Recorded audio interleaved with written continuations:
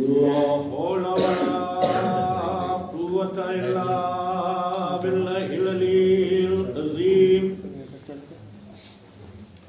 أعوذ بالله السميع العليم من الشيطان اللعين الرجيم. بسم الله الرحمن الرحيم.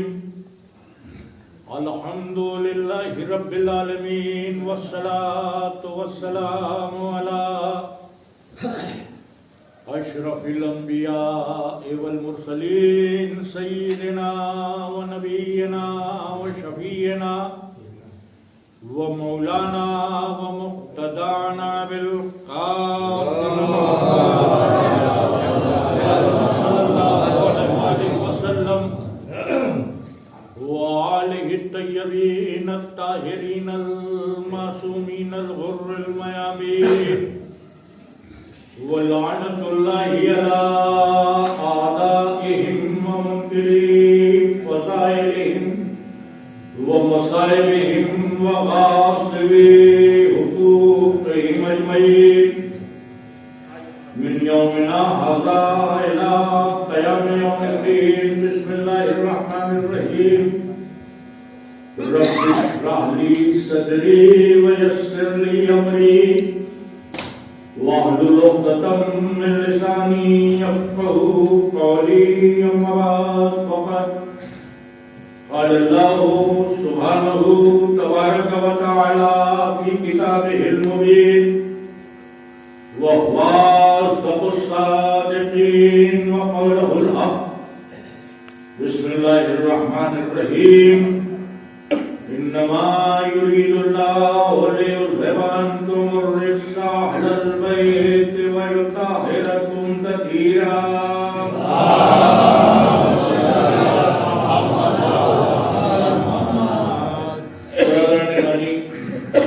چونکہ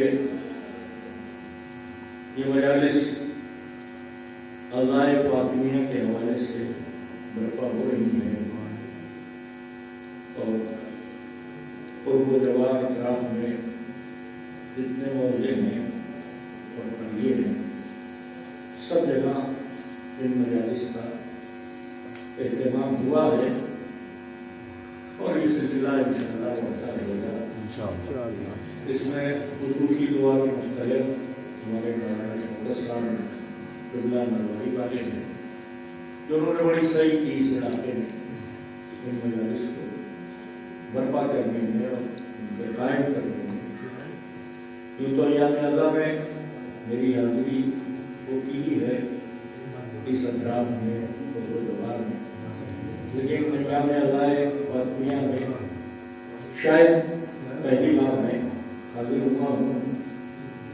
اس سے قبل مولا شیخ پور میں مجلس تھی جہاں ہمارے قبلوں کا اپنی صاحب نے مجلس کو خطاب کیا اور اس کے بعد مجھے شرف ذاکری نصیب ہوا.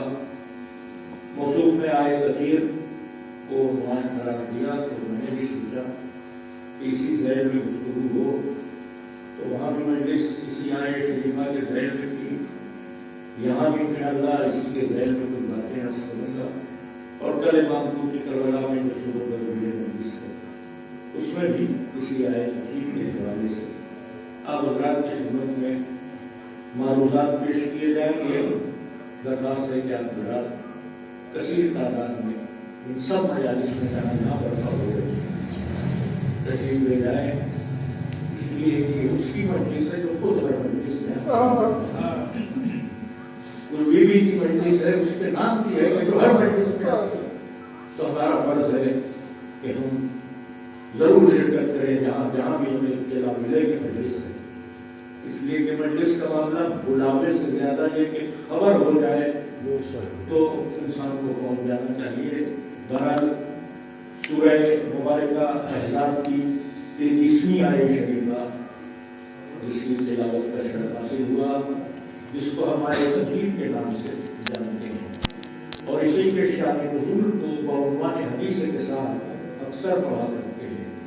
جب بھی کسی مسلم میں یا کسی مبارک موقع پر تو حدیث قصہ کی تلاوت موجود کی عام عادت ہے. اور اس حدیث قصہ میں جو کچھ بیان ہو رہا ہے وہ آئے تطہیر کے نازل ہونے کی کیفیت. اور میں نے گزشتہ اپنے بیان میں یہ بات عرض کی تھی کہ کوشش لوگوں کی یہ ہے کہ آئے تطہیر یعنی اہل بیت کی طہارت کے اعلان میں کچھ اور لوگ بھی داخل اہل بیت کرتے ہیں. یہ ایک کوشش ہے. تو پچھلی مجلس میں میری پوری گفتگو اسی پر تھی کہ یہ ممکن ہے. یہ ممکن نہیں. ممکن اس لیے نہیں ہے کہ جو اہل بیت کی شان اللہ نے بیان کی ہے اس شان پر سوائے اہل بیت کے اور کوئی کھڑا اترتا نہیں. جو شان بیان کی ہے اس پر کوئی اس لیے کہ رزق کو دور کر دیا اور اس طرح پاک رکھا کہ جو پاک رکھنے کا حق ہے اور یہ حق اس کی طرف ضمیر جا رہا ہے. یعنی ظاہر ہے کہ جب وہ حق ادا کرتا ہے تو کیسے ادا کرتا ہے؟ تو کوئی آ ہی نہیں سکتا. پھر یار لوگوں نے بڑی کوشش کی کہ اہل بیت کے حوالے سے کم ازواج کو داخل کیا جائے. اس کوشش کا گلا قرآن نے خامہ کر دیا. پوری کوشش کو گویا مسمار کر کے رکھ دیا اسی سورہ انفال. میں کرنا چاہتا بات کو آگے لے جانا چاہتا ہوں کہ کتنی آیتیں ہیں 28ویں آیت سے لے کر 34ویں آیت تک سب جگہ ازواج کا تذکرہ ہے اور 33ویں آیت میں بیچ میں آیت تطہیر کا ٹکڑا رکھا ہے. مگر وہ آیتیں الگ ہیں اور یہ آیت الگ ہے. وہاں جو تذکرہ ہے وہاں ڈانٹ پھٹکار ہے, تنبیہ ہے, گھر سے نہ نکلو, اگر گناہ کیے تو دوہرا عذاب ملے گا. تو وہاں تنبیہ ہے اور آئے تطہیر میں گویا قدرت قصیدہ پڑھ رہی ہے. تو حجو اور قصیدہ دونوں ایک ہی کے لیے نہیں ہو سکتا. اگر ہم کسی کا قصیدہ کہتے ہیں تو اس کی حجو نہیں کہیں گے اور اگر حجو کہتے ہیں تو قصیدہ نہیں کہیں گے. تو دونوں کلام اللہ کا ہے, ایک میں حجو ہے ایک میں قصیدہ ہے. تو جب حجو اور قصیدے کو ہم دیکھیں گے تو اپنے آپ یہ اندازہ ہو جائے گا کہ حجو والا گروہ اور ہے اور قصیدے والا گروہ. حجو والا گروہ رسول کا رشتہ دار تو ہو سکتا مگر قصیدے والا گروہ اہل بیت رسول کہلاتا. اور میں نے یہ بھی عرض کیا تھا کہ اللہ نے جب تعارف کرایا تو بی بی فاطمہ کے حوالے سے تعارف کرایا, سارے باپ بند کر دیے. اگر اللہ حضور کے حوالے سے تعارف کراتا تو حضور کا ہر رشتہ دار اہل بیت میں آنے کی کوشش کرتا. اللہ نے وہ دروازہ ہی بند کر دیا. اب اہل بیت میں وہی آئیں گے جن کا رشتہ فاطمہ سے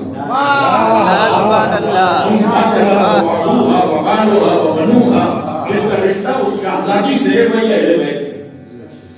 جس کا بھی رشتہ بیوی سے ہو جائے وہ اہل بیت.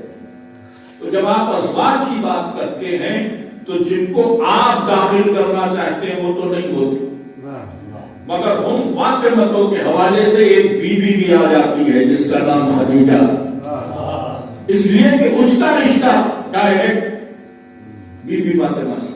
اور اللہ نے یہ کیفیت رکھی ہے کہ انہی کو صاحب عصمت کہا جائے کہ جن کا رشتہ حضرت زہرا سے, انہی کی طہارت کا اعلان ہو کہ جن کا رشتہ حضرت زہرا سے. اس آیت تطہیر نے بہت سے تاریخی مغالطوں کو ختم کر دیا. مثلا جناب خدیجہ کی اور بیٹیاں, جناب خدیجہ کے اور اب, مگر آیت تطہیر نے بیوی کو طہارت میں وہ مرکزیت عطا کر دی کہ اب کوئی ایسا رحم مستقر ہو ہی نہیں سکتا نور زہرا کا کہ جو کبھی مشکوک رہا ہو. اس لیے یہ چاہتا ہے کہ جملہ عرض کروں, رحم خدیجہ رشک تابوت سکینہ ہے جس میں موسیٰ کو رکھا گیا.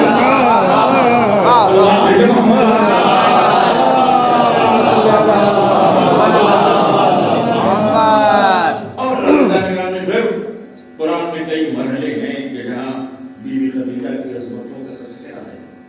اور کبھی اسی علاقے کی مجلس میں کبھی میں نے عرض کیا تھا کیونکہ کثرت سے یہاں مجالس پڑھنے کا شرف حاصل ہوتا ہے آپ حضرات کی محبتوں سے، تو کچھ نہ کچھ باتیں ریپیٹ بھی ہو جاتی ہیں، اور ظاہر ہے کہ ہم انسان ہیں اور کبھی کبھی نسیان کے تحت ہمیں یاد بھی نہیں رہتا کہ یہ بات پڑھ چکے ہیں یا نہیں پڑھ سکتے۔ شبو بھائی کا معاملہ ہمارے شبیور صاحب کا الگ ہے کہ ابھی جو وصیہ پڑھا ہے اگلی مجلس میں پھر پڑھ دیں تو کوئی بات نہیں ہے۔ میں ابھی یہ مجلس اگر کل دہرا دوں تو میں بھول گئے کہ کچھ یاد ہی نہیں رہتا ہے، تو نظم و نثر میں یہ بڑا فرق ہے، بہرحال نظم کو ایڈوانٹیج ہے۔ تو میں عرض کر رہا تھا کہ بی بی خدیجہ کے لیے قرآن کا بہت سے قصے، اور قرآن نے مسلمانوں کو حکم دیا اللہ کی راہ میں خرچ کرو، انفاق کا حکم دیا۔ اس آیت کی تفسیر جب لکھی گئی، صلوات پڑھے محمد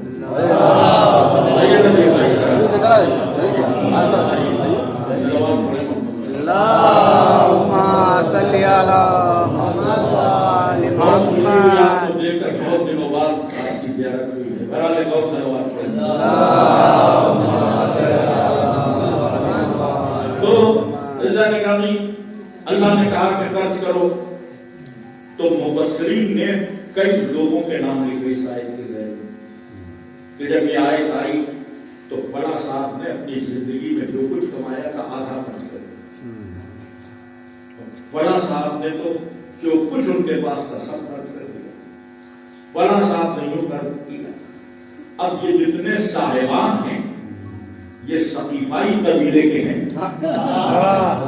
اور کسی کا نام ہی نہیں آ رہا، حضرت علی کا نام نہیں آ رہا جن کے لیے آئے نجوہ نازل ہوئی، بنا صاحب ہے، بنا صاحب۔ تو ہم نے بھی کہا ٹھیک ہے کیا ہوگا، ہم کوئی بحث نہیں کرتے اور نہ اس پہ کوئی جبر و زبردستی ہے، کیا ہوگا۔ لیکن سب نے جو خرچ کیا آیت آنے کے بعد، تنہا فاطمہ کی ماں ہیں کہ جنہوں نے آیت سے پہلے خرچ کیا، تنہا بی بی خدیجہ ہیں کہ جنہوں نے آیت سے پہلے خرچ کیا، اور اتنا خرچ کر دیا، اتنا خرچ کر دیا کہ اس خرچ کا کوئی اندازہ نہیں لگا سکتا۔ میں نے ابھی گزشتہ مجلس میں عرض کیا تھا کہ مسلمانوں میں دو ہی طبقے ہیں، یا محبان اہل بیت ہیں یا ناصری، دو ہی۔ کچھ بیچارے بٹکے ہوئے ہیں جو اہل بیت سے بھی محبت کرتے ہیں، نہیں جانتے ہیں تو بعض ناظرین کا بھی تذکرہ کرتے ہیں، لیکن کچھ بڑے پختہ ناصری ہیں، ابن تیمیہ جیسے اور بہت سے نام۔ اور اس ناصری کے لیے ضروری نہیں کہ وہ ادھر ہی ہو، آپ کی بات میں بھی مل سکتا ہے۔ آپ سمجھ لیں کہ جس کو اہل بیت کے فضائل ذرا سے بھی گلے سے نہیں کرتے تو کہیں نہ کہیں ناصبیت ہے، کہیں نہ کہیں ناصبیت ہے، وہ آپ کی ہماری بات میں کہیں بھی ہو سکتے ہیں، اس لیے کہ عشق اہل بیت طہارت نسب کا معاملہ ہے۔ اگر نجاست نسب ہے تو وہ کہیں ہو، اس کے اندر عشق نہیں آئے، تو ظاہر ہے کہ اہل بیت کے فضائل نہیں برداشت ہوتے۔ تو ایسے ہی پاکستان میں ایک صاحب ہیں کہ جو جناب خدیجہ کی شان میں گستاخی کرتے ہوئے یہ کہا کہ وہ معمولی کھاتے پیتے گھرانے کی خاتون تھی، وہ کوئی بہت مالدار نہیں ہے۔ ظاہر ہے کہ ان کے ثقیفائی سرپرست بھوکے مر گئے ہوتے اگر خدیجہ نے اپنا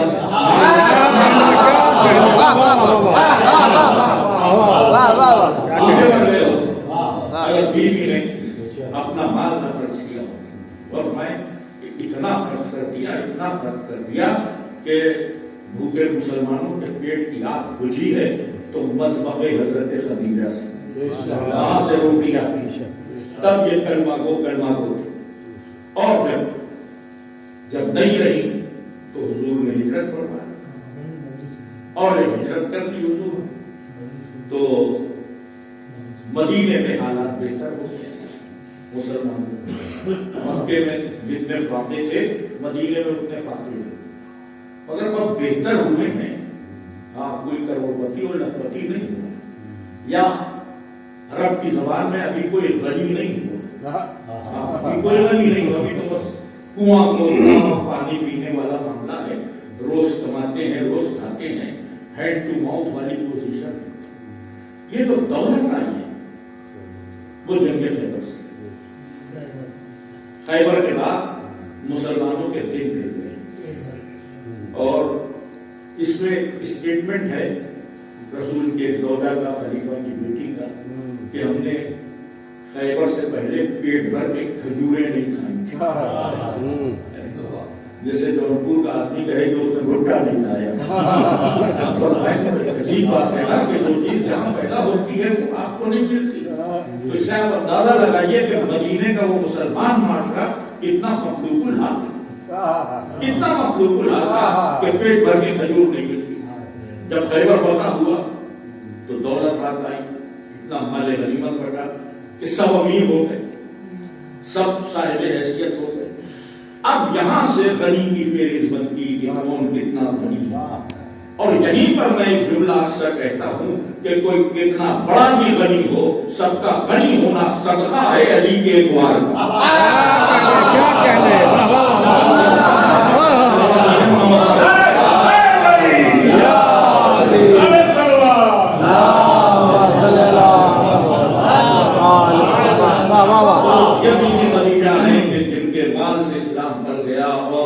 جب خیبر میں دولت آ گئی اور خیبر سے لشکر چلا تو خیبر اور مدینے کے بیچ ایک وادی ہے جس کا نام ہے فدق، جس کو علاقے فدق کہتے ہیں. حالانکہ عام طور پر لوگ باغ فدق کہتے ہیں، وہ باغ نہیں، اس کو آپ ایک اسٹیٹ کہہ سکتے ہیں جس میں بہت سے باغات ہیں، کھیتیاں ہیں، سب کچھ. ان یہودیوں نے سرنڈر ہو کر رسول اللہ سے ایک ایگریمنٹ کر دیا. اب اس کی بھی مجھے تفصیل نہیں عرض کرنا ہے کیونکہ وقت کم ہے اور پوری تفصیلی بات نہیں ہو سکتی. میں تھوڑے سے تاریخی پہلو اپنے بچوں کی معلومات کے لیے اور اس اعتماد کے ساتھ کہ کہیں اگر کوئی دقت ہوگی تو ہمارے ڈاکٹر ابرار صاحب تشریف فرما ہے جن کا بڑا گہرا تاریخی مطالعہ ہے اور کتاب وہی میں جیتے ہیں اور اسی میں بستے ہیں. بہرحال اللہ ان کی توفیقات میں اضافہ ہو رہا ہے. تو میرا میں پیغمبر اکرم سے جو ایگریمنٹ ہوا وہ یہ کہ 50% یہودی خرچ کریں گے فدق کا مال، 50% وہ رسول اللہ کو ملے. جو ایگریمنٹ تھا اس کا بھی پورا بیک گراؤنڈ ہے وہ بھی نہیں عرض کر رہا ہوں. جب یہ ایگریمنٹ ہو گیا، اس ایگریمنٹ کے بعد آیت آئی قرآن مشہور آیت ہے جس کو آلوسی نے بھی لکھا ہے جو بڑے مفسر قرآن ہیں، جس کو فخر الدین رازی نے بھی لکھا ہے، جس کو جلال الدین السیوطی نے بھی لکھا ہے کہ یہ آیت جب حضور کو فدق ملا تو نازل ہوئی. کیا کیا ہے کہ ذوی القربیٰ کو ان کا حق دے دیا جائے، یتیموں کو، مسکینوں کو اور ذوی القربیٰ کو ان کا حق دے دیا جائے.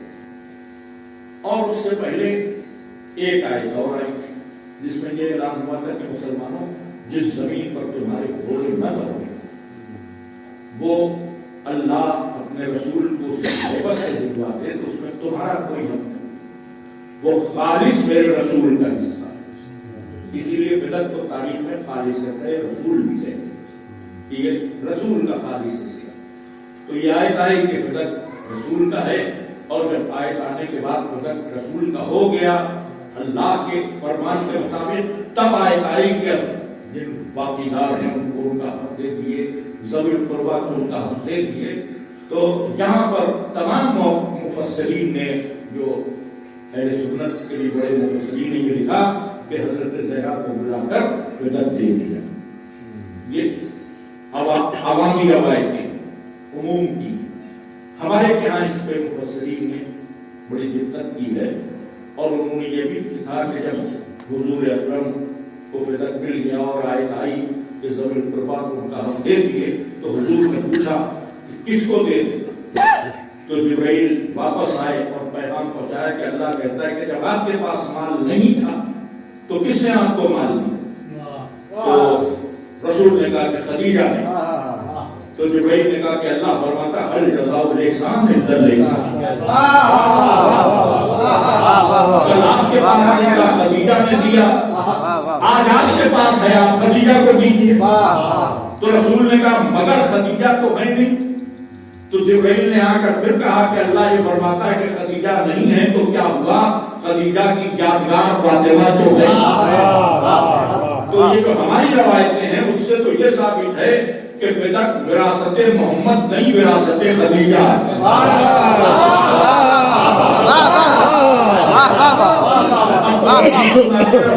بہرحال بیوی کے پاس آ گیا اور رہا حضور کی حیات میں۔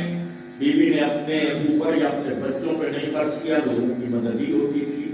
جو بدر کے شہداء تھے ان کے یتیموں کو جاتا تھا، جو بیوائیں تھیں ان کو جاتا تھا، یعنی سب تفصیل ہے۔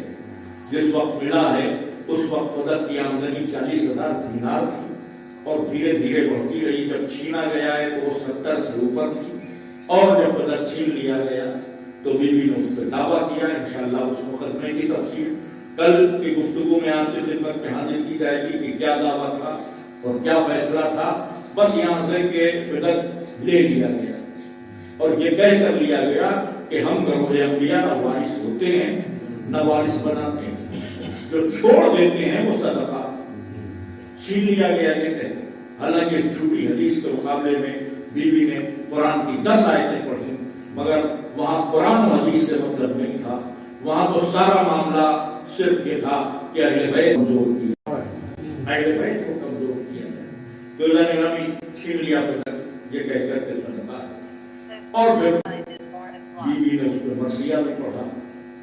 اس کے بعد 2 خلافت کے دور گزرے، فدق پراپرٹی کے طور پر حکومت کے قبضے میں، جو بھی آتا تھا وہ چاہے بیت المال میں رکھ کے خرچ ہو یا کہیں بھی دیا جائے۔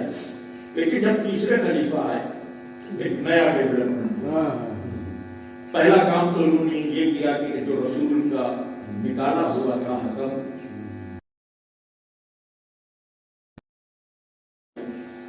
اس کے بیٹے مروان کو بلوانے، رسول سے شہر سے باہر کر دیا تھا، مدینے سے دور کہ تم مدینے میں انٹر نہیں ہو سکتے۔ مگر تیسرے خلیفہ کا رشتہ دار تھا، چچا تھا، تو انہوں نے بلوا دیا، اور پھر بلوانے کے بعد اپنا سمری بھی بنا، اپنی بیٹی کی شادی مروان سے کر دی۔ یہ مروان داماد ہو گیا۔ اب تیسرے خلیفہ نے مدینے کو بنی امیہ کی چراگاہ بنا دیا۔ تاریخ میں سارے مناظر ہیں کہ جتنی چراگاہیں تھیں سب بنی امیہ کو دے دی، جتنے سورسز تھے پیسہ پیدا کرنے کے سب پہ بنی امیہ قابض تھے۔ افریقہ سے 5 لاکھ درہم خمس آیا، مروان کو دے دیا۔ یہ سب کرتے کرتے فدق بھی مروان کے حوالے کر دیا، بیٹی کو جہیز میں دے دیا۔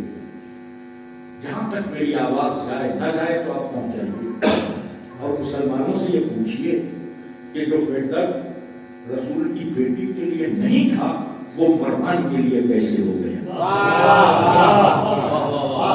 یہ سوال کرنے کی ضرورت ہے، پوچھئے کہ ہمیں اس کا جواب چاہیے کہ یہ کیا بات ہو گئی کہ رسول کی بیٹی ہوتی ہوئی آئی، اور کون سے ایسے حالات پیدا ہو گئے کہ جو رسول کا مذاق اڑاتے تھے بنی امیہ ان کو فدق دے دیا گیا۔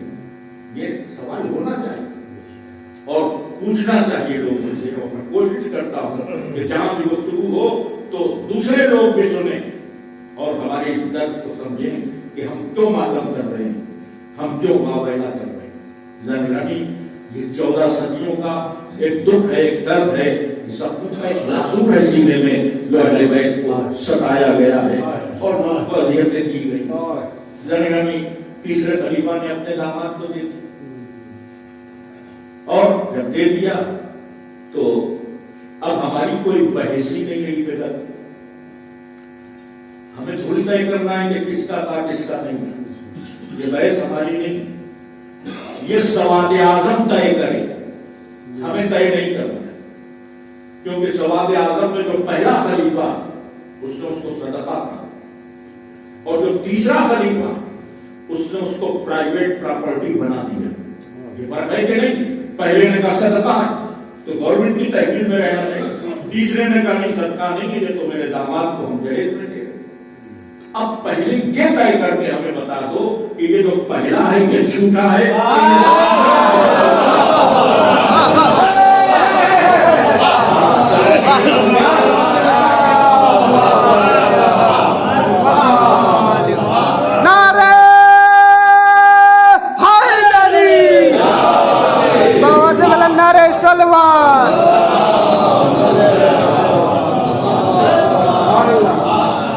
الزام مسترد ہو جاتا ہے کہ علی نے کیوں نہیں واپس لیا.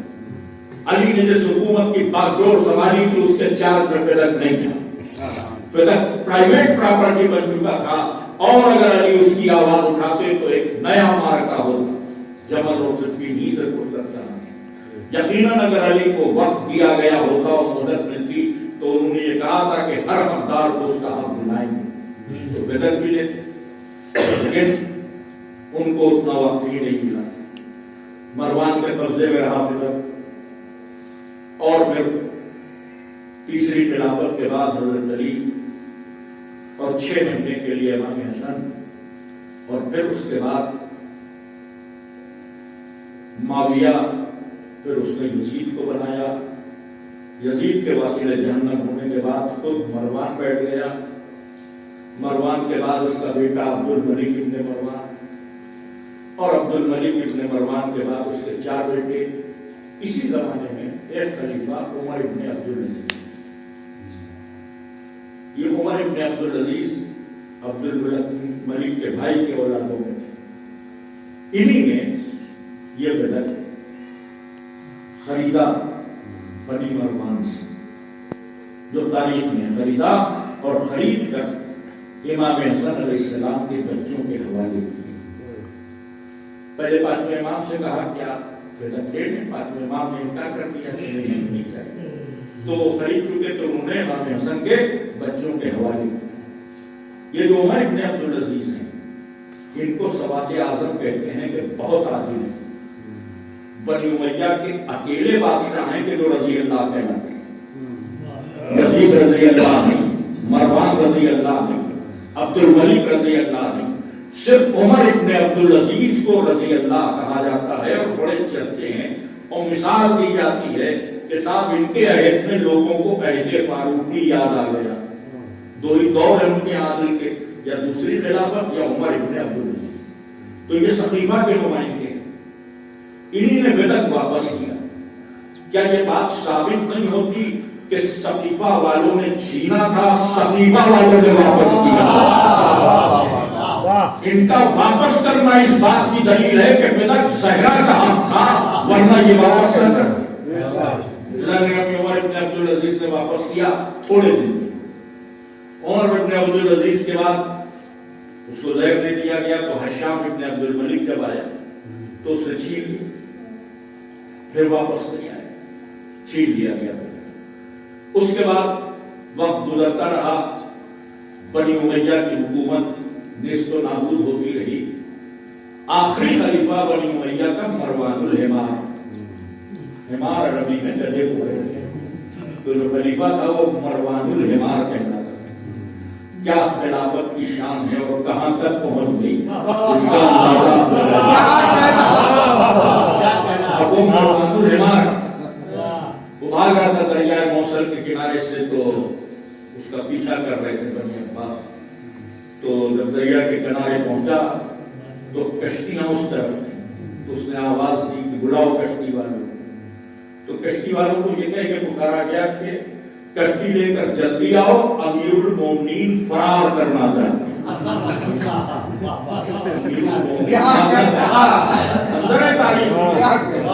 امیر المومنین فرار کرنا چاہتے ہیں. تو جواب بھی کشتی والوں کا کہ جو فرار کرتا ہو وہ امیر المومنین نہیں ہوتا. کاش یہ آواز کوئی پچھلے دور تک پہنچا دے تو وہ بھاگ جاتا ہے تو امیر المومنین نہیں ہوتا. اس کے بعد حضرت محمد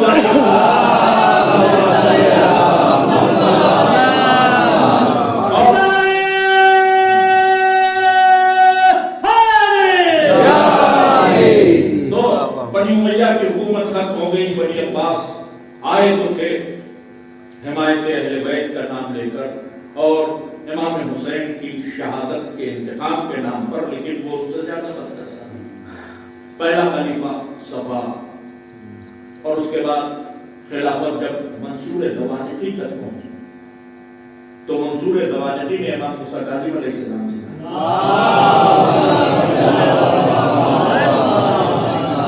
کہ بڑا چرچا ہے بدعت کا، آپ آج حدود بتا دیں تو میں واپس کروں۔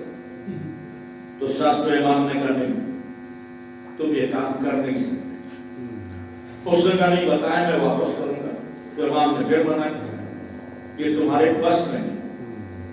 اس سے بہت دباؤ ڈالا کہ نہیں آپ کو بتانا پڑے گا۔ اب جو امام نے بتایا تو جتنی اس کی سلطنت کی سب کا بدعت کے حدود یہ ہیں کہ سندھ کی سرحدوں تک بدعت، یونان کی سرحدوں تک بدعت، ایران تک بدعت، آذربائیجان تک کے علاقے کو جب کاؤنٹ کرا دیا تو تاریخ لکھتی کہ وہ تخت پر اٹھتا تھا اور بیٹھتا تھا۔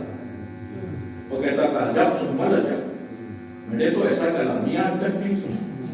تو جھنجھلا کے کہا کہ جب سب آپ کو دے دیں گے تو ہمارے پاس کیا رہے گا؟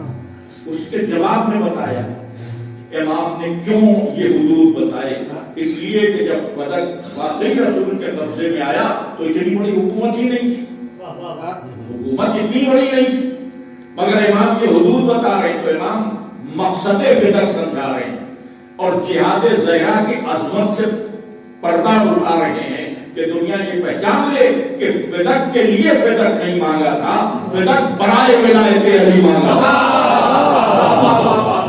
بدعت کے لیے نہیں، برائے ولایت علی بدعت مانگا۔ اسی لیے ساتویں امام نے پوری حکومت بتا یہ میرا حق، یہ دے دے تو بدعت کا فیصلہ تو خود ہی ہو جائے گا، اور اس نے قید کر لیا۔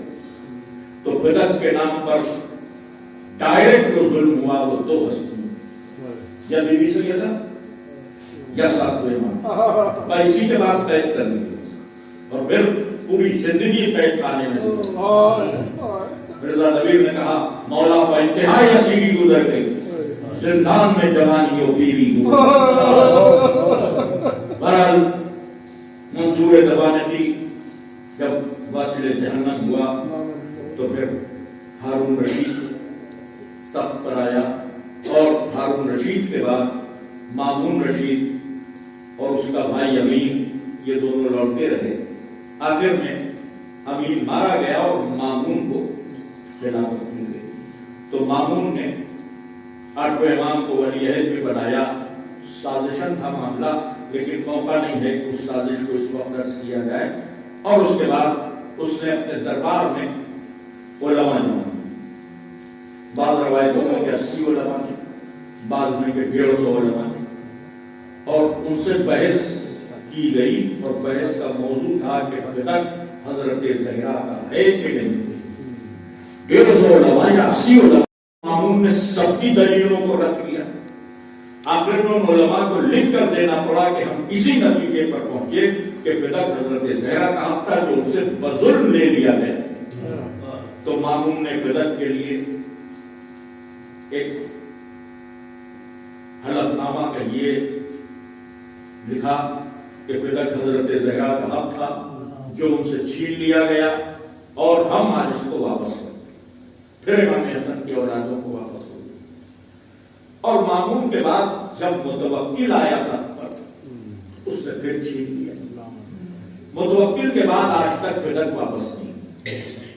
یہ ایک دستاویز ہے، ایک بریف میں بدعت کی تاریخ ہے جو میں نے اپنے بچوں کے لیے عرض کی کہ ان کے ذہن میں یہ باتیں بنی رہیں، کیونکہ بدعت بہت اہم ایشو ہے۔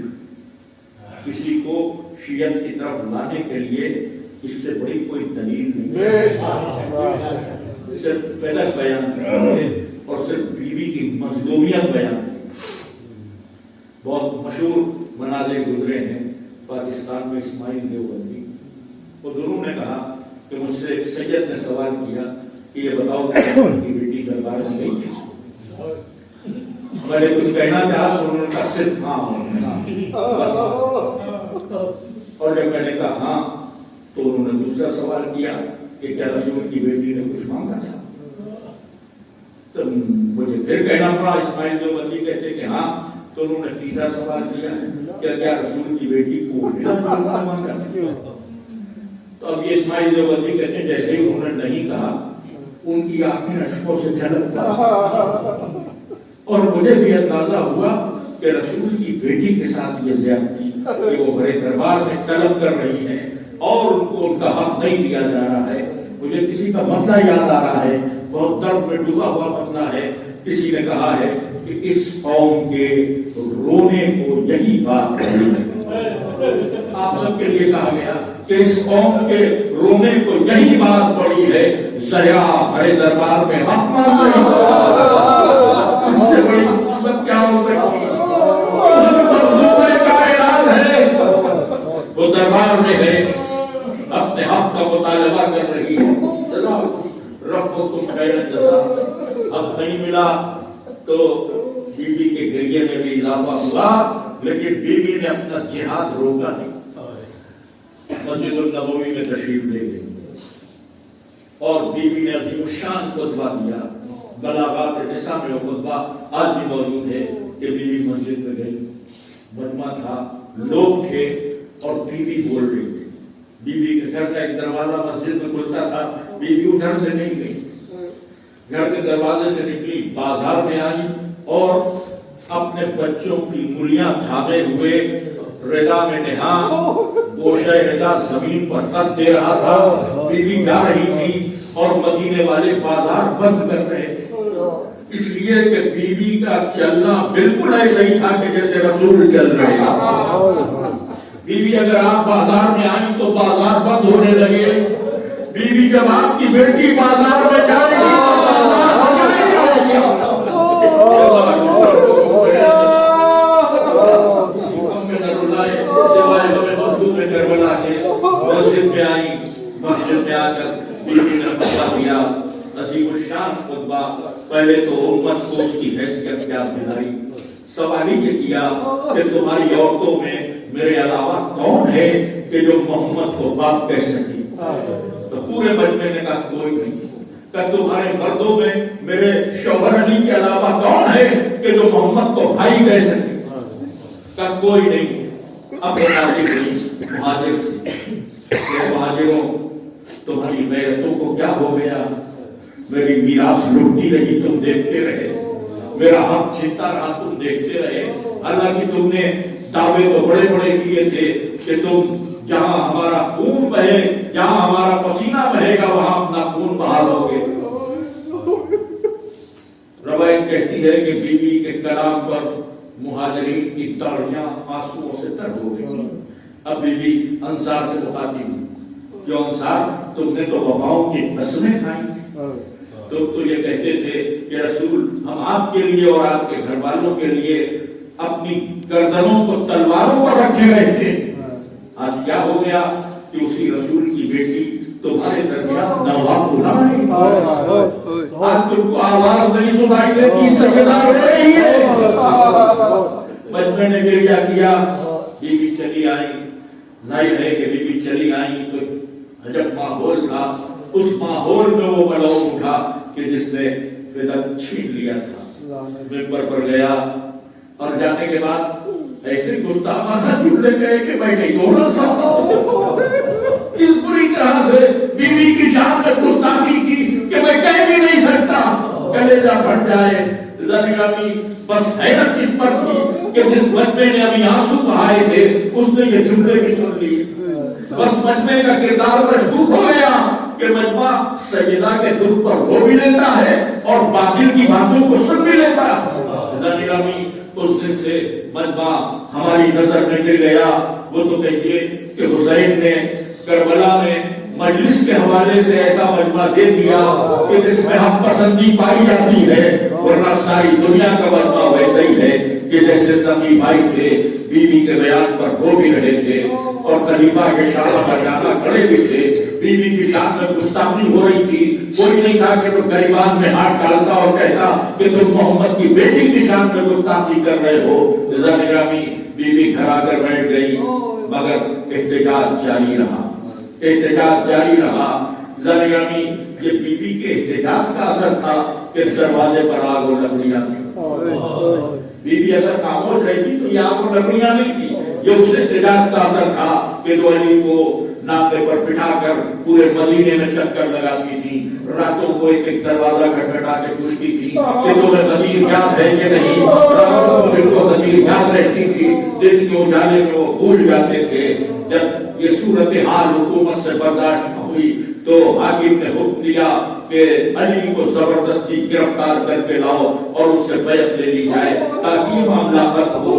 تو 13 آدمی یا 16 آدمی آئے جس میں دوسرا خلیفہ تھا, اس کا غلام محفوظ تھا, خالد بن ولید تھا اور صبری تھا اور علیم تھا. بہت سے نام ہیں تاریخ میں کہ یہ سب لوگ دریا زہرا پر آئے اور ایک دوسرے والے نے آواز دی کہ یا علی. اب علی کو آواز دی. آپ سوچئے آنا کسے چاہیے؟ علی تو آئیں گے نا. لیکن میں چاہتا ہوں کہ آپ محسوس کیجئے کہ بی بی نے جہاد کیسا کیا. اس بات کو محسوس کیجئے. ظاہر ہے کہ ہمارے آپ کے گھر پر کوئی آ کر پائے تو کوئی خاتون اس وقت آئے گی کہ جب آپ گھر پر نہ ہو, کوئی بچہ بھی نہ ہو, تو دروازے کی آڑ سے آ کے کہے گی کیا بات ہے. تو یہاں علی گھر میں تھے لیکن جب پکارا گیا یا علی باہر آئیے تو علی نہیں آئے. تمام تاریخوں میں کہ خود سیدہ آئے. اب کیوں آئی یہ میں نے کسی کتاب میں نہیں پڑھا, مگر میرا دل یہی کہتا ہے کہ خود سیدہ نے کہا ہوگا ابو الحسن یہ بیعت کے لیے آئے ہیں, میں مقابلہ کروں گی, آپ گھر میں بیٹھیے. دروازے پر سیدہ آ گئی. کیا بات ہے؟ علی کو باہر نکالیے. فرمایا کہ کیوں؟ علی سے بیعت لینا. تو سیدہ نے کہا کہ میرا شوہر کسی کی بیعت نہیں کرے گا, میرا شوہر کسی کی بیعت نہیں کرے گا. یہ جملہ تاریخ میں ہے اور یہی جملہ ہمیں بتاتا ہے کہ علی نے کبھی بیعت نہیں کی, اس لیے کہ سیدہ نے کہہ دیا تھا میرا شوہر کسی کی بیعت نہیں کرے گا. تو ادھر سے کہا گیا کہ ہم اس گھر کو جلا دیں گے. تو رسول کی بیٹی نے کہا کیا اس گھر کو جلاؤ گے جس میں حسن اور حسین ہے؟ کہا ہم اس گھر کو جلا دیں گے. یہ گفتگو رسول کی بیٹی سے ہو رہی ہے. رسول کی بیٹی نے کہا کہ علی کو ہم باہر نہیں آنے دیں گے, جو تمہارا دل چاہے کرو. یہ کہہ کر دروازے کو بند نہ چاہا. بس قیامت گزر گئی. اپنے غلام محفوظ کو ملعون نے دیا کہ تازیانہ ایک ایسا تازیانہ سیدہ کے بازو پر لگا کہ تارون نیل ہو گیا. علی نے جب اس تازیانے کے نشان کو دیکھا تو بہت دیر خدا کسی غم میں نہ رلائے سوائے غم مظلوم کربلا. علی نے استاد یعنی کو ہمیشہ یاد کیا.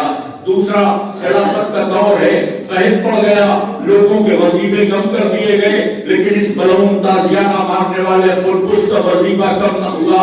مسجد میں لوگ ذکر کر رہے تھے کہ خلفس کا وظیفہ کم نہیں ہوا, تو مولا علی رونے لگے کہ اسے اس تازیانے کا سنا دیا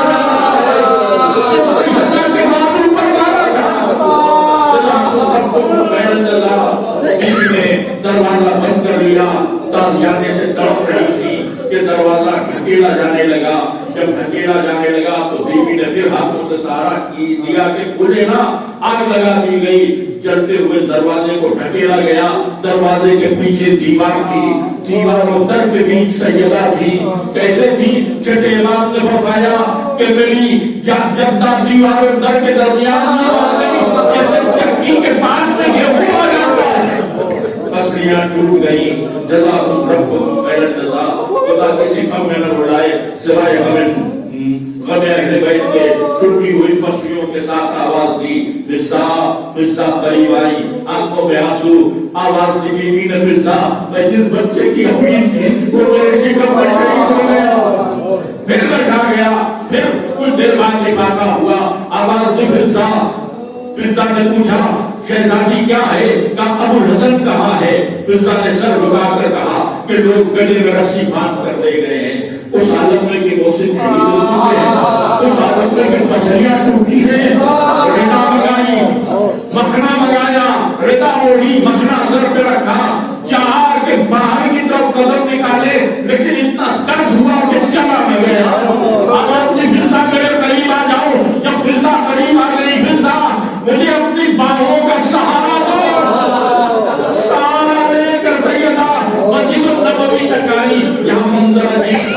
लोग अली को घेरे हुए थे, अली की मुट्ठियां बंद थी, लोग कह रहे थे अली बैत करो, अली फरमा रहे थे मैं बैत नहीं करूंगा, मैं बैत नहीं करूंगा। बीबी ने यह मंजर देखा, कहा अबुल हसन को छोड़ दो वरना सर के बाल बिखरा दूंगी। जैसे ही बीबी ने कहा सर के बाल बिखरा दूंगी, वैसे ही मस्जिद नबवी की दीवारें बुलंद होने लगी। लोगों ने डर कर अली को छोड़ दिया। बीबी अली को लेकर घर में आई, अभी अली को लेकर आई, मसनद पे बिठाया, अपनी कोई बात नहीं की, ये शिकवा नहीं किया कि अली मेरी पसलियां तोड़ गई। उस वक्त ये भी नहीं कहा कि मोहसिन शहीद हो गए, सिर्फ रोकर एक ही बात कही, अबुल हसन अभी मेरे बाबा का